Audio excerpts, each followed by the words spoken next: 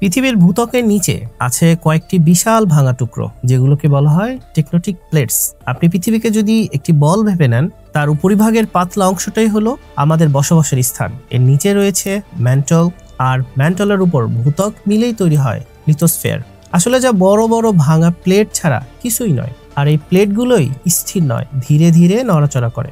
আসুন জেনে নেওয়া যাক কেন ভূমিকম্প হয়। যখন দুটি প্লেট দূরে সরে যায়, হালকা ধরনের কম্পন তৈরি হয়। সবচেয়ে বিপজ্জনক অবস্থানটা হলো যখন দুটি প্লেট একে অপরের সাথে দিয়ে ঠেলে দেয়। একে বলে ট্রান্সফর্ম বাউন্ডারি। এখানেই জমে যায় সবচেয়ে বেশি চাপ, ঠিক রাবারের ব্যান্ড টেনে ধরার মতো।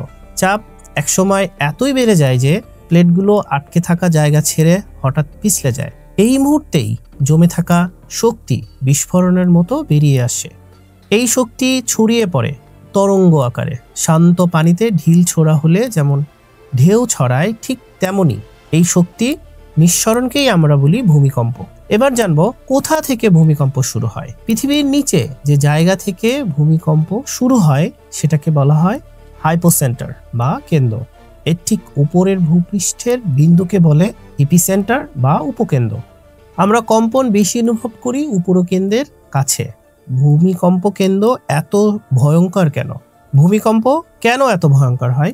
ভূমিকম্প শুধু মাটি কাঁপায় না, ভূমিধস, সুনামি, আগ্নেয়গিরির অগ্ন্যুৎপাত এসবও ঘটাতে পারে। ভূমিকম্প রেকর্ড করা হয় কিসের মাধ্যমে? ভূমিকম্প ধরা হয় একটি বিশেষ যন্ত্রে, সিসমোগ্রাফ। এটি কম্পন ধরার জন্য একটি স্থির ও একটি নড়াচড়া করা অংশ ব্যবহার করা। সিসমোগ্রাফ যে রেখা আঁকে তাকে বলে সিসমোগ্রাম। ছোট নড়াচড়া ভূমিকম্প, বড় নড়াচড়া বড় ভূমিকম্প। এই নড়াচড়ার পরিমাণ থেকেই বের করা হয় ভূমিকম্পের ম্যাগনিটিউড। পি ওয়েভ এবং এস ওয়েভ। বজ্রপাতের মতো সংকেত ভূমিকম্পের তরঙ্গ ছড়ায় দুইভাবে।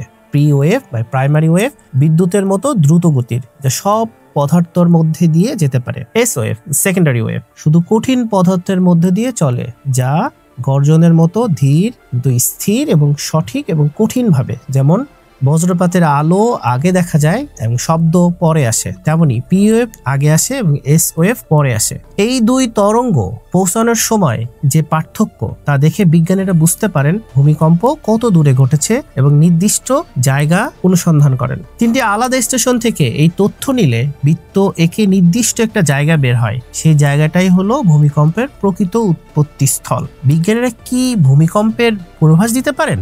দুঃখজনক হলেও সত্য যে বিজ্ঞানীরা ভূমিকম্পের কোনো পূর্বাভাস দিতে পারেন না। আজও পৃথিবীর কোথাও কোনো পদ্ধতি তৈরি করা হয়নি। কোন ফ্রন্ট লাইনে ভূমিকম্প হবে তা জানা যায়, কিন্তু কবে এটা কেউ জানে না। ভূমিকম্প হলো প্রকৃতির এক নীরব সতর্কতা। পৃথিবীর ভিতর জমে থাকা শক্তি যখন মুক্তি পায় তখন কয়েক সেকেন্ডেই বদলে যেতে পারে ঘর, শহর, জীবন। তাই সচেতনতা আর প্রস্তুতি আমাদের একমাত্র বাঁচার উপায়।